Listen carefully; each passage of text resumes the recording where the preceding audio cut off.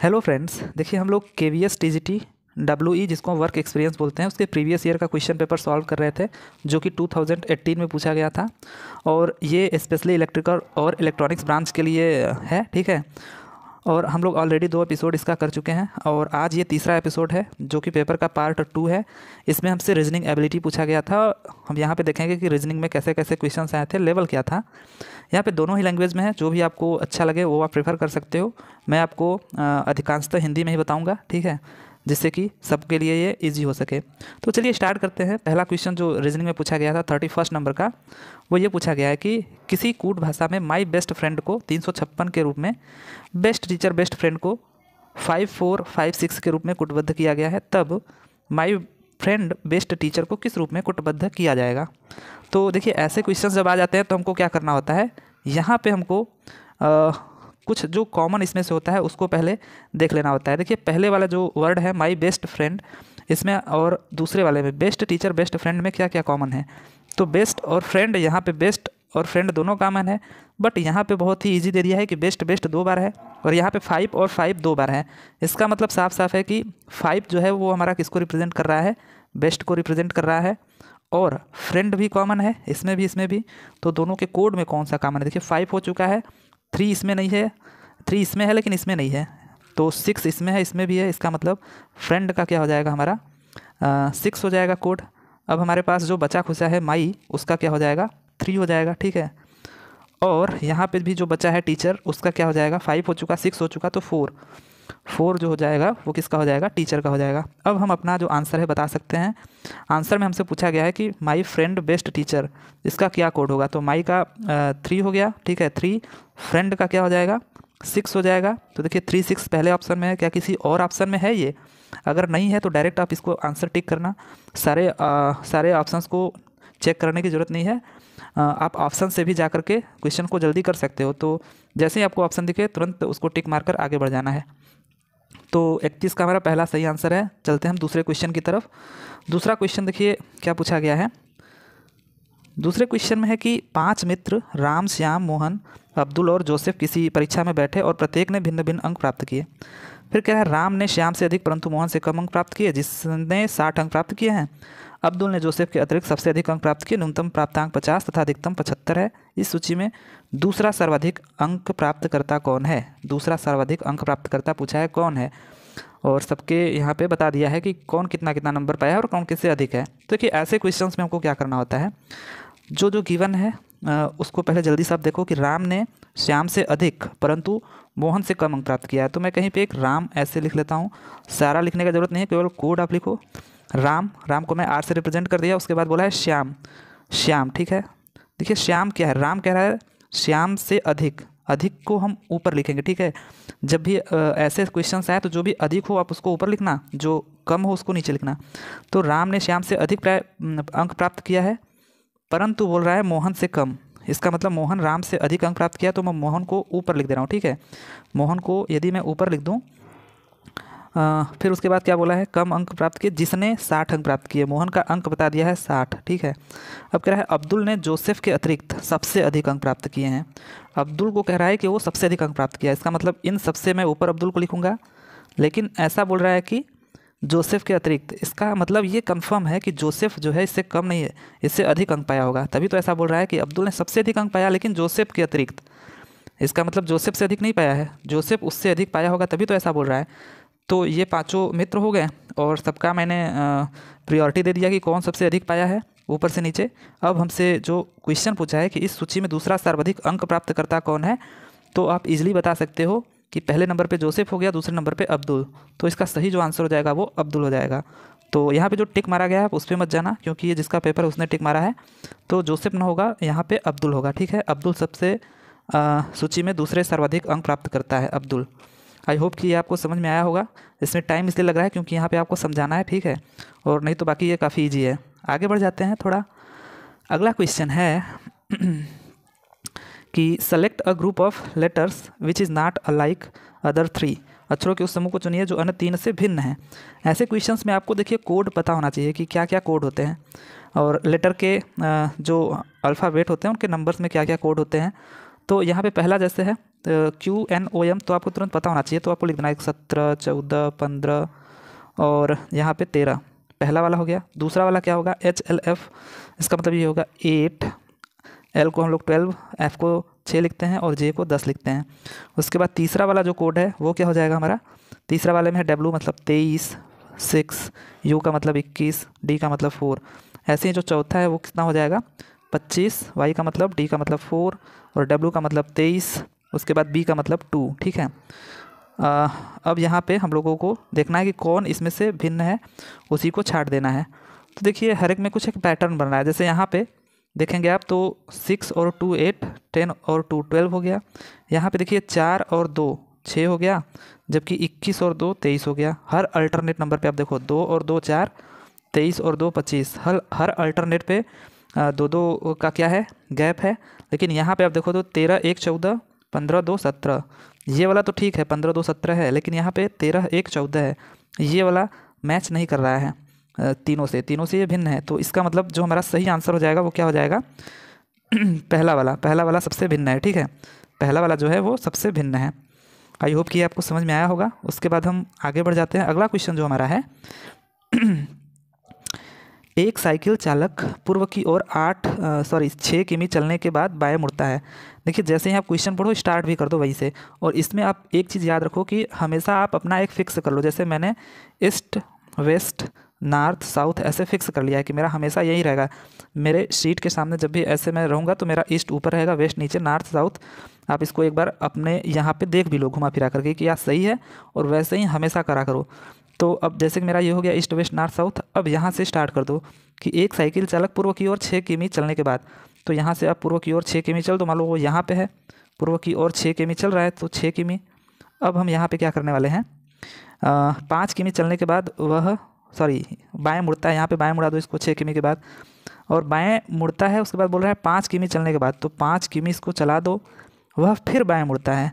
ठीक है, फिर बाएं मुड़ा। उसके बाद बोल रहा है और 4 किमी चलता है, तो 4 किमी इसको और चला दो। तो कन्फर्म है कि 6 से तो कम ही चला होगा, तो 4 किमी कुछ इसको चला दो यहाँ तक। अब बोल रहा है कि तदंतर वह दाहिने मुड़ता है और 3 किमी चलता है। अब यहाँ से वो दाहिने मुड़ता है इधर साइड और 3 किमी चलता है। 3 किमी चलने के बाद देखिए बायां दायां आपको तो अपने हाथ से ही पता चल जाएगा। आप जिस हाथ से खाना खाते हो उसको माइंड में करके तुरंत आप पता कर ही लोगे। उसके बाद बोल रहा है कि 3 किमी चलता है, फिर वह बाएं मुड़ता है। अब बाएं मुड़ने का मतलब हो गया कि इधर साइड में मुड़ेगा, बाएं मुड़ता है और लगातार 8 किमी चलता है, तो लगातार 8 किमी चला होगा समथिंग। ठीक है, 8 किमी यदि चला तो अब पूछ रहा है कि अब वह मूल स्थान से कितनी दूर पर है। यहाँ से जब चला था तो यहाँ से अब इसकी जो दूरी है वो कितनी है, मूल स्थान से उसकी दूरी कितनी है, ऐसा पूछा जा रहा है। तो यदि हमें ये वाला डिस्टेंस पता चल जाए, ठीक है, और ये वाला डिस्टेंस पता चल जाए ये वाला, तो हम ऑलरेडी बता सकते हैं आराम से कि कितना डिस्टेंस उसका है, जो उसका प्रारंभिक स्थान है। तो कैसे पता चलेगा, सिंपल से यहाँ पे 6 है ही, यहाँ पे कितना है देखिए ये टोटल 8 है।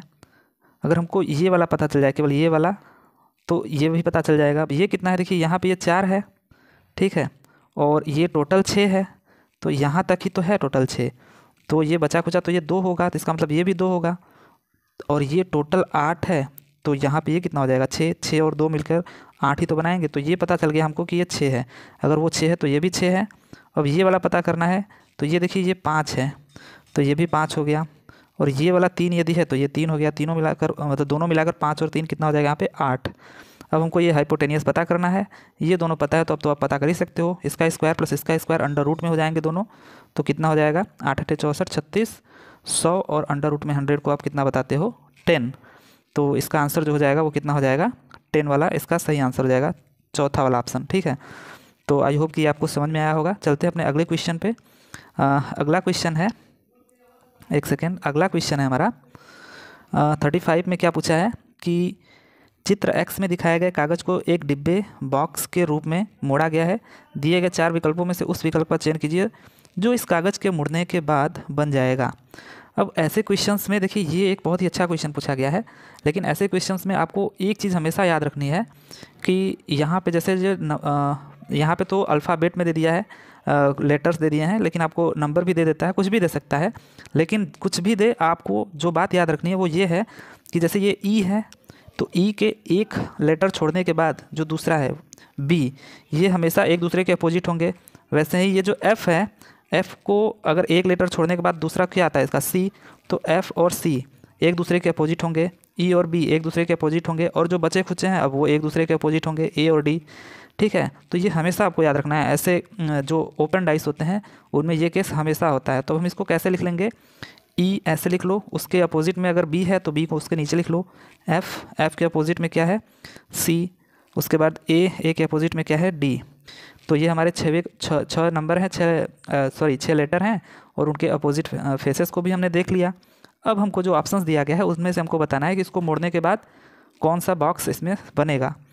देखिए वो बॉक्स जिनमें अपोजिट वाले अगर आ गए, ठीक है, दिख रहे हैं, क्योंकि अगर आप डाइस को फेंकते हो तो उसके अपोजिट वाला हमको नहीं दिखता है, क्योंकि अगर पासे को आप देखोगे तो उसमें क्या होता है, जो उसके अपोजिट में फेस होता है, जैसे यहाँ पर अगर एक है तो उसके नीचे क्या है ये हमको नहीं दिखता है, और यहाँ पे जो भी है उसके पीछे वाला हमको नहीं दिखता है, और यहाँ पे जो है उसके बगल वाला मतलब इधर पीछे वाला नहीं दिखता है, तीन ही फेस दिखता है। तो इसका मतलब है कि अपोजिट फेसेस वाले नहीं दिखने चाहिए। अब यहाँ पे देखिए E B F, E B है ना, है कि नहीं अपोजिट, इसका मतलब ये ऑप्शन गलत है बिल्कुल।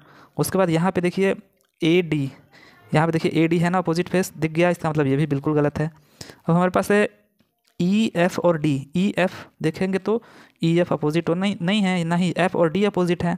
उसके बाद इसमें भी वही चीज़ है, डी ई एफ है बस, तो इसमें भी कोई अपोजिट नहीं दिख रहा है। इसका मतलब इन दोनों के सही होने की पॉसिबिलिटी है, लेकिन अब कौन सा सही होगा उसके लिए भी आपको ये चीज़ हमेशा पता होना चाहिए कि जैसे इस ओपन डाइस में अगर यहाँ पे ई एफ डी को आप ऐसे घूम रहे हो, ठीक है, और यहाँ पे देखिए ई एफ डी तक जाइए, ई एफ और ये डी, तो देख रहे हैं आप एंटी क्लॉकवाइज जा रहे हैं, और यहाँ भी जो ई एफ डी है वो क्या है, E F D anti clockwise है। तो इसका मतलब है कि ये बिल्कुल सही आंसर है, यही वाला हमारा होगा। जबकि वहीं यहाँ पे आप देखोगे तो ई एफ डी में आप कैसे जा रहे हो, ई एफ डी में आप क्लॉकवाइज जा रहे हो, जबकि ये ई एफ के साथ चलो, देखिए ई के बाद आपको डायरेक्ट एफ में आना है, ये नहीं कि आप ई के बाद डी में आके एफ में जाओ, ई के बाद एफ उसके बाद डी में, ठीक है, या फिर आप डी से ऐसे ई एफ में भी जा सकते थे, ठीक है, डी ई एफ, तो भी डी ई एफ में आप देखो ऐसे ही घूम रहे हो, इसमें भी डी ई एफ आप ऐसे ही घूम रहे हो। तो रोटेशन से आप बता सकते हो कि कौन सा सही है। तो रोटेशन वाला कॉन्सेप्ट और एक ये वाला कॉन्सेप्ट कि ईच लेटर और ईच नंबर, मतलब ईच लेटर या alternate number will be opposite to each other. देखिए अल्टरनेट नंबर पे जो है यहाँ पे ई के बाद अल्टरनेट नंबर इसका बी है, तो ये एक दूसरे के क्या होते हैं, अपोजिट होते हैं। ये भी आपको हमेशा याद रखना है। तो आई होप कि ये आपको समझ में आया होगा कि कैसे इसको हमको सॉल्व करना है। कभी कभी बहुत अच्छे क्वेश्चन इस पर आ जाते हैं। चलिए अगले क्वेश्चन पे बढ़ते हैं। अगला क्वेश्चन हमारा है कि पहली दो संख्याओं के बीच के संबंध का पता लगाइए तथा इसी संबंध का उपयोग करते हुए संख्याओं के दूसरे युग्म को पूरा कीजिए। तो यहाँ पे देखिए जो हमको दिया गया है, क्वेश्चन वैसे पढ़ के टाइम वेस्ट नहीं करना होता है, डायरेक्ट पता चल रहा है कि इनके साथ जो भी रिश्ता है हूबहू ऐसा ही रिश्ता 1320 इन ऑप्शंस में से किसके साथ बनाएगा। तो यहाँ पे 336 720 लिखा है, ये तो कन्फर्म है कि यहाँ पे गुणा भी हो सकता है, गैप भी हो सकता है, कुछ भी हो सकता है। कैसे आप पता करोगे, देखिए यहाँ पे थोड़ा थोड़ा लग रहा है कि 336 से 720 तो दुगुना के करीब होना चाहिए।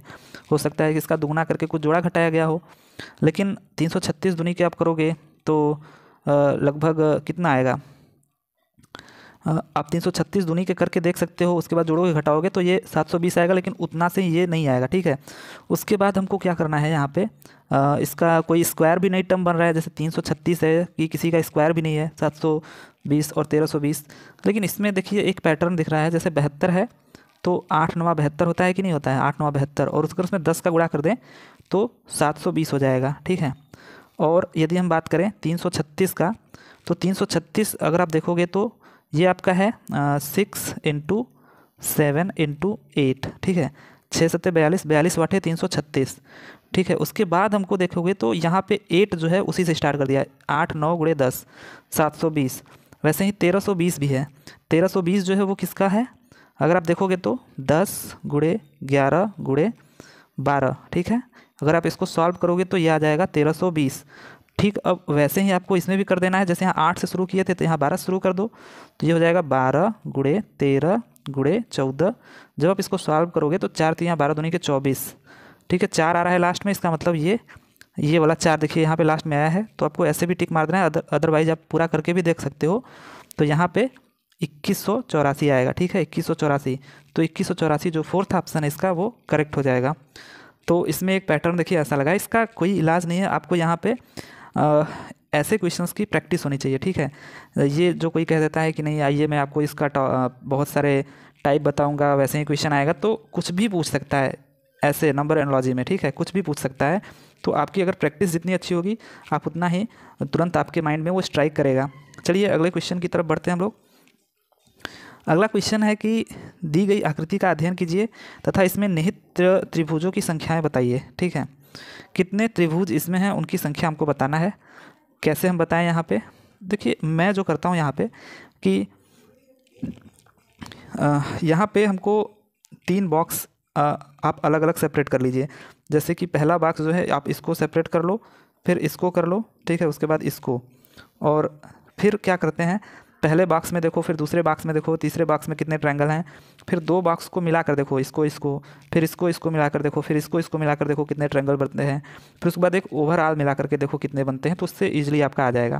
तो चलिए मिला करके देखते हैं एक बार। यहाँ पे पहले बॉक्स को यदि हम देखें तो कितना है 1 2 3 4, टोटल 4 हैं, ठीक है। 4 के बाद यहाँ पे ये देखोगे तो 5, ये 6 और ये 7 और ये वाला 8, मतलब इस वाले में टोटल 8 ट्रायंगल हैं, ठीक। तो अगर इसमें पता चल गया तो ये भी तो हूबहू वैसा ही है, तो इसमें भी 8 ही होंगे, तो 8 + 8 हो गया। अब यदि हम इस वाले की बात करें तो इस वाले में कितना है, 1 ये हो गया, 2 ये हो गया और ये 3, और तो कोई नहीं बन रहा है इसमें, तो 3 ये हो गया, तो 8 8 16 और ये 3। अब हम इन दोनों में यदि देखें तो कितना बन रहा है, ठीक है। इन दोनों की अगर बात करते हैं तो आइए इन दोनों में भी देख लेते हैं। इन दोनों में देखिए एक ये बन रहा है और एक ये बन रहा है, और तो कोई नहीं बन रहा है, बस यही दोनों बन रहे हैं। तो यहाँ पे 2 और ऐड कर लेते हैं, ठीक है, 2 और ऐड हो गया। उसके बाद आप यदि देखोगे कि इन दोनों में, तो इन दोनों में कोई भी ट्रायंगल नहीं बन रहा है, इन दोनों की हेल्प से भी कोई ट्रायंगल नहीं बन रहा है, ओवरऑल के हेल्प से भी कोई ट्रायंगल नहीं बन रहा है। इसका मतलब ये हुआ कि इसका जो सही आंसर हो जाना चाहिए वो कितना हो जाना चाहिए 21, ठीक है, 21 इसका सही आंसर हो जाएगा। चलिए आगे बढ़ जाते हैं अगले क्वेश्चन पे। अगला क्वेश्चन है अगेन हमारा नंबर सीरीज एक दिया हुआ है और हमें बताना है क्वेश्चन मार्क पे क्या आने वाला है। तो यहाँ पे देख सकते हो कि अब गैप बहुत ज़्यादा का नहीं है, इसका मतलब गुणा तो नहीं होगा, ये कंफर्म है कि इसमें मल्टीप्लाई नहीं हुआ होगा, ठीक है। अब यदि हम बात करें गैप कितने का है, तो आपको दिख रहा है कि 198 में से यदि हम क्या करें 4 घटा दें, माइनस कर दें, फिर यहाँ पे अगर हम देखेंगे तो 194 में से कितना घटाएं कि 185 हो जाए, तो यहाँ पे हो जाएगा आपका 9, ठीक है, 9 आप घटा दोगे। उसके बाद यदि यहाँ पे आओगे तो आप देखोगे 185 में से कितना घटा देंगे, तो -16 कर दो। अब आप एक पैटर्न देख रहे हो यहाँ पे कि ये 2 का स्क्वायर है, ये 3 का स्क्वायर है, यहाँ पे 4 का स्क्वायर है, यहीं इसमें माइनस हुए हैं। तो इसका मतलब जो अगला टर्म आएगा वो 5 का स्क्वायर होगा। इसका मतलब है कि 169 जो लिखा गया है उसमें यदि हम 5 के स्क्वायर को घटा दें तो वही हमारा क्या हो जाएगा, आंसर हो जाएगा। तो 9 में 5 गया 4 और ये 4 और 144। इसका मतलब है कि ये जो दूसरा ऑप्शन है वो क्या हो जाएगा, आपका करेक्ट हो जाएगा। तो ये तो बहुत ही ईजी था, इसका 144 आंसर हो जाएगा। चलते हैं अगले क्वेश्चन पे। अगला जो क्वेश्चन हमको पूछा गया है कि किसी वर्गाकार भूखंड को उसको भुजाओं के समांतर रेखाएं खींचकर 16 समान भागों में बांटा गया है। इस परिणामी आकृति में कितने आयतों या जिसमें वर्ग नहीं का निर्माण हुआ है। देखिए पूछा क्या गया है कि square plot of land was divided into 16 equal parts by drawing lines parallel to its side. Okay, how many rectangles not square were formed in the resulting figure. मतलब ये ऐसा पूछ रहा है कि एक कोई स्क्वायर है और इसको 16 इक्वल पार्ट में क्या किया गया है, डिवाइड किया गया है। इनके पैरेलल जो साइड्स हैं उनके पैरेलल ड्रॉ करके लाइन। तो यदि हम यहाँ पे 16 में डिवाइड करें तो 1 2 और ये 3, ये 1 2 और ये 3। अब आप इनको गिनोगे तो ये टोटल 16 इक्वल पार्ट में देखिए डिवाइड हो गए हैं। 1 2 3 4 4 4 8 4 12 4 16। अब इसमें बोल रहा है कि कितने नंबर ऑफ रेक्टेंगल हैं। स्क्वायर को नहीं बताना है क्योंकि स्क्वायर जो होता है वो भी एक रेक्टेंगल ही होता है, क्योंकि रेक्टेंगल की तो डिफिनीशन यही है ना कि आमने सामने की अगर भुजा बराबर है तो वो क्या होता है, रेक्टेंगल। तो एक स्क्वायर भी एक तरह का रेक्टेंगल भी है, जबकि रेक्टेंगल को आप स्क्वायर नहीं बोल सकते हो, लेकिन स्क्वायर को आप रेक्टेंगल बोल सकते हो। इसलिए पहले इसने मना कर दिया है कि वर्ग को नहीं कैलकुलेट करना है, आपको केवल बताना है कि रेक्टेंगल कितने हैं। तो ऐसे क्वेश्चंस को हम कैसे बताएं? देखिए ऐसे क्वेश्चंस को करने के लिए एक तरीका है कि आप क्या करो, सारे के सारे पहले कैलकुलेट कर लो, फिर उसमें से वर्ग वाले जो हैं उनको कैलकुलेट कर लो, और वर्ग वाले को बाद में सारे में से घटा दो, तो आपका जो आंसर है वो ईजिली आ जाएगा। ठीक है, तो देखिए कैसे करते हैं यहाँ पे। इसका बाद में मैं आपको एक तरीका ही बताऊंगा कि कैसे निकालते हैं। यहाँ पे आप देखोगे कि अगर एक एक यूनिट में मान लूँ हर एक स्क्वायर को, ये एक एक ऐसे एक और एक, तो ये 4x4 का बनेगा, ये 4x4 का बनेगा। जैसे ये भी सब एक एक यूनिट हो अगर, तो 4x4 का बनेगा। लेकिन उसमें जो सबसे छोटा है वो किसका बनेगा? 1x1 का। ठीक है, 1x1 का स्क्वायर बनेगा। तो मैं पहले स्क्वायर निकालना चाहता हूँ कि कितने हैं।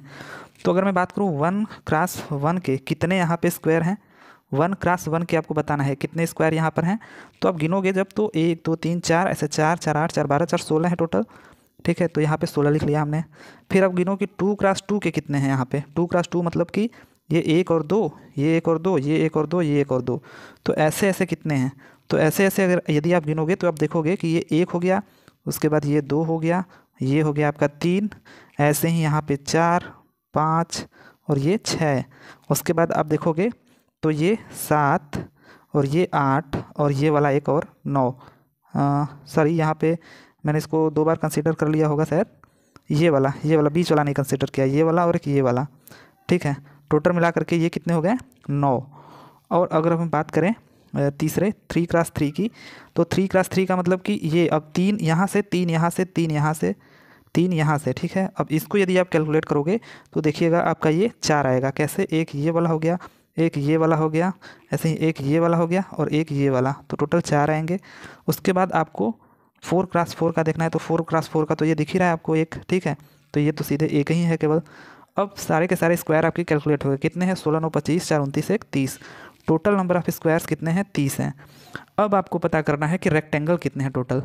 तो देखिए यहाँ पे एक चीज़ है कि रेक्टेंगल या फिर स्क्वायर आप कह सकते हो बनाने के लिए हमको ऐसे पैरेलल लाइन की, 2 पैरेलल लाइन की ज़रूरत है। ठीक है, और 2 ऐसे, तभी तो कोई एक रेक्टेंगल या फिर स्क्वायर बन सकता है। तो हमको क्या करना है कि हॉरिजॉन्टल जो लाइन है, 2 हॉरिजॉन्टल और 2 वर्टिकल लाइन की ज़रूरत पड़ेगी। तो आपने परमिटेशन कॉम्बिनेशन पढ़ा होगा कि अगर मुझे 2 लाइन सेलेक्ट करना है इन सब में से, हमारे पास टोटल कितने देखिए वर्टिकल और हॉरिजॉन्टल लाइन है, 1 2 3 4 5, ऐसे ही 1 2 3 4 5, 5 हॉरिजॉन्टल और 5 वर्टिकल हैं। तो 5 में से हमको 2 सेलेक्ट करना है, और ऐसे ही हमको वर्टिकल से भी करना है। अब इसको सॉल्व करोगे तो आपका क्या हो जाएगा, क्योंकि 2 ही हॉरिजॉन्टल और 2 वर्टिकल से ही हमारा बन रहा है एक रेक्टेंगल। तो इसको सॉल्व करने में हमारा टोटल नंबर ऑफ रेक्टेंगल और स्क्वायर सब आ जाएगा। तो 5c2 को आप सॉल्व करो तो कितना होगा यहाँ पे? ये हो जाएगा 5 फैक्टोरियल इंटू अपान 5 - 2 3 फैक्टोरियल, और ये 2 फैक्टोरियल, ऐसे ही इंटू ये भी सेम आएगा। जब आप इसको सॉल्व करोगे तो आप देखोगे कि कितना आ जाएगा।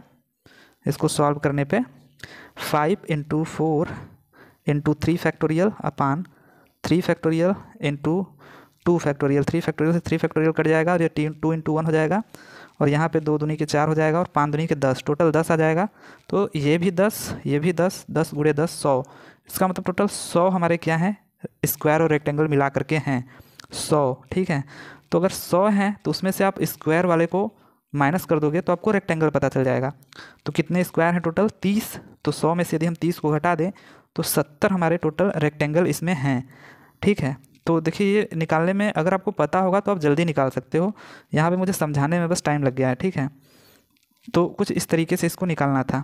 आई होप कि आपको समझ में आया होगा। चलिए बढ़ जाते हैं थोड़ा सा आगे हम लोग। अगला क्वेश्चन जो हमारा है वो ये है कि stationery vendor buys pencils at the rate of 21 pencils for 20 rupees and sells them at the rate of 20 pencils for 21. His profit percentage is about. यहाँ पे एक लेखन सामग्री विक्रेता है जो कि देखिए क्या लिखा है यहाँ पे कि 21 पेंसिल, ठीक है, 21 पेंसिल को वो कितने में ले रहा है? 20 रुपये में। ओके, और यहाँ पे 20 पेंसिल को 21 रुपये में बेच रहा है, तो प्रॉफिट कितना होगा? तो ऐसे क्वेश्चन जब आए ना, तो देखिए यहाँ पे 21 पेंसिल है, यहाँ पे 20 पेंसिल, तो मैं इसका तुरंत क्या ले लेता हूँ? एलसीएम ले लेता हूँ। एलसीएम इसका कितना हो जाएगा? 21 × 42 420। 420 पेंसिल्स का अगर मैं वैल्यू निकाल लूँ तो दोनों के लिए बराबर होगा वो। तो जैसे देखिए 21 पेंसिल यदि 20 रुपये में आ रही है तो एक पेंसिल कितने में आएगी, एक पेंसिल वो आएगी 20/21, तो 21 रुपये में। तो 420 पेंसिल कितने में आएगी, 420 का मल्टीप्लाई कर दें तो ये 20 हो जाएगा, 20 है 400। मतलब 400 रुपये में आप देख सकते हो कि ये कितनी 420, यहाँ पे हमने बताया ना 420 पेंसिल, तो 420 पेंसिल मिल रही है उसे कितने में, 400 रुपये में। अब वैसे ही यदि मैं अब इस वाले में देख लूँ कि बेच कैसे रहा है वो, तो 20 पेंसिल देखिए यहाँ पे वो क्या कर रहा है, 20 पेंसिल को बेच रहा है कितने में, 21 रुपये में। तो एक पेंसिल को कितने में बेचेगा, एक पेंसिल को बेचेगा 21/20 में। तो ऐसी तरह से 420 पेंसिल को कितने में बेचेगा, तो ये 21 बार जाएगा और 21 से हम कितना हो जाता है, 441। इसका मतलब 441 रुपया में बेच रहा है वो 420, इस 420 पेंसिल को। तो 420 पेंसिल को 400 रुपये में बेच रहा है, 420 पेंसिल को 420 पेंसिल को 400 रुपये में ख़रीद रहा है, जबकि 420 पेंसिल को वो बेच कितने में रहा है, 441 रुपये में। तो सीधा सीधा उससे 41 रुपये का फ़ायदा हो रहा है कि नहीं हो रहा है। पहले 400 रुपये में ख़रीदा, अब उससे अधिक 41 रुपये में बेच रहा है, ठीक है, 441 रुपये में। तो 41 400 का कितना परसेंट है, लगभग 10 ही तो परसेंट है, क्योंकि 40 जो होता है वो 400 का 10% होता है। तो ये 41 उससे एक ही अधिक है, तो ये लगभग में वैल्यू आ रही है 10%। तो इसलिए इसका जो सही आंसर हो जाएगा वो 10% हो जाएगा। मैंने यहाँ पे एलसीएम इसलिए लिया ताकि आपको सीधा सीधा दिख जाए कि कितने पेन हैं कितने रुपए में ले रहा है और कितने पेन है कितने रुपए में बेच रहा है। तो एलसीएम लेने से वो दोनों बराबर हो गए थे। ठीक है, तो आई होप कि आपको ये समझ में आया होगा कि कैसे मैंने सॉल्व किया सारा का सारा क्वेश्चन। तो चलिए फिर मिलते हैं अगले वीडियो में अगले पार्ट के साथ। तब तक के लिए टाटा बाय बाय।